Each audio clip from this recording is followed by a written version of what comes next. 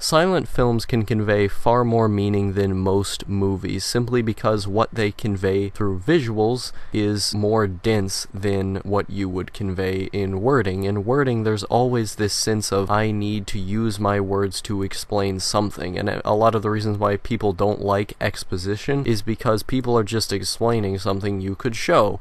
And in order to creatively express a lot of ideas, once you've alleviated words entirely, once you don't need to focus on a single idea through words, in visuals, there are a lot of different ways you can do that, and if you're doing something a certain way, then you can think about how you're doing that as a viewer, you know?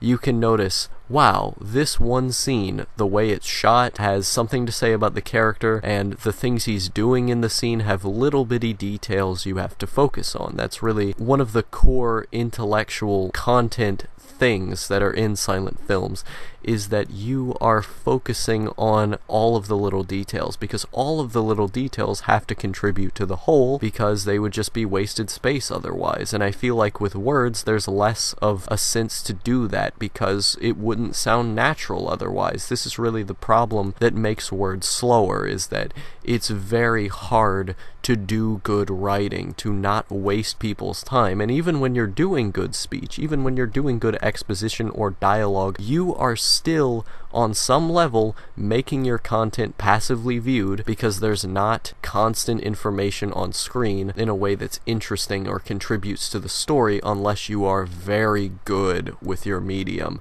And I think this is where silent films comes in, because all you have is the music and the visuals. With visuals, you can convey any number of things just by putting stuff on screen or putting things in a creative way. Take, for example, my video, The Struggles of an Outlaw 2. In that video, what I wanted to do was convey me not making a video. I had this idea, I can't finish the Toilet Saga, and I'm upset that I can't finish the Toilet Saga, so what I'm going to do is try to finish it and fail.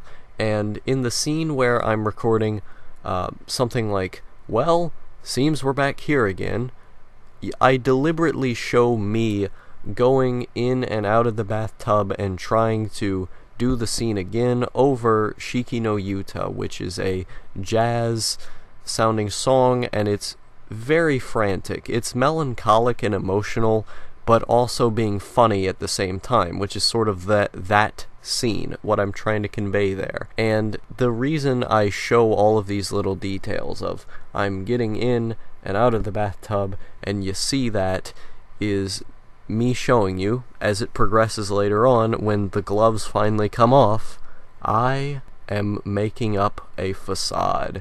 And that's what that scene does. Even though it doesn't directly tell you, it certainly shows you. It certainly shows that I have to do this shot over, I have to take time to think about it, and that's the intellectual content. Those are the details you notice if you think and pay attention.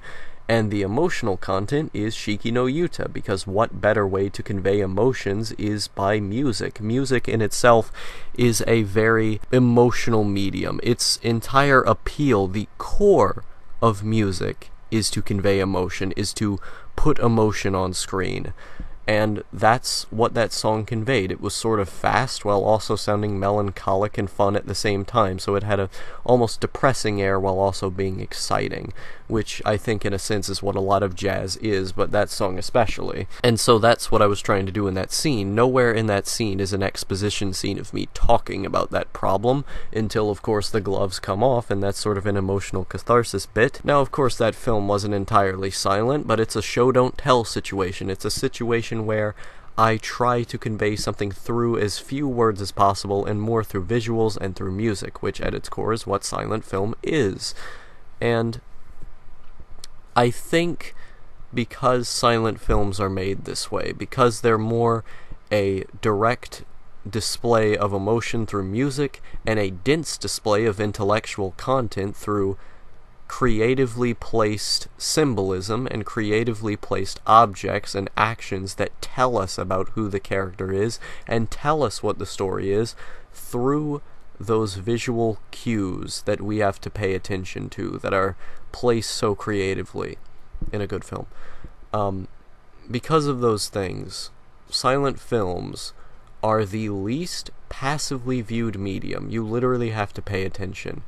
Even in good, more auditory types of movies, there's always this air of, I'm going to get bored of this. I'm going to get bored if ideas are not constantly being thrown around and if I'm not constantly on the edge of my seat.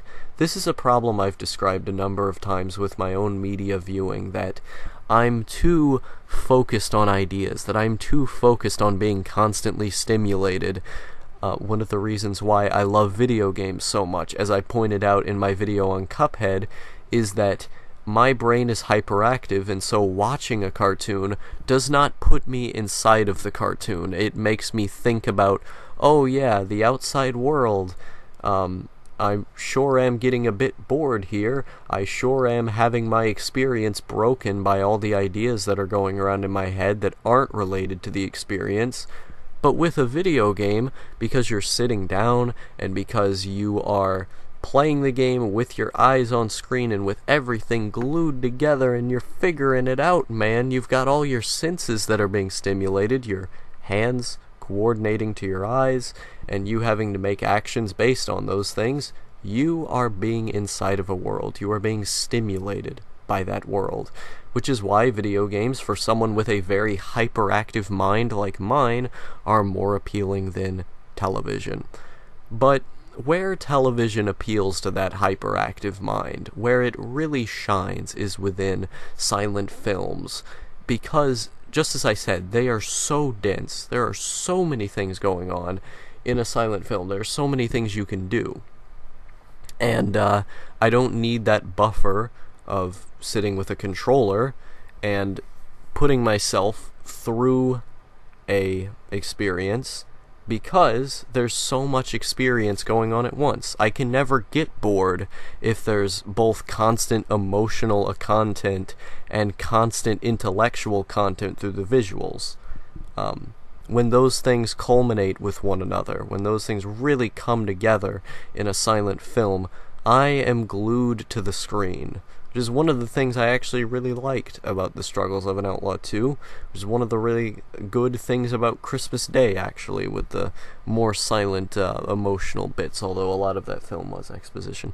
But, yeah, that's really the appeal there, is the density, is the factor of you can sit down and you can be engrossed by all aspects of that thing simply because there are so many aspects of that thing. It's much like the appeal of video games.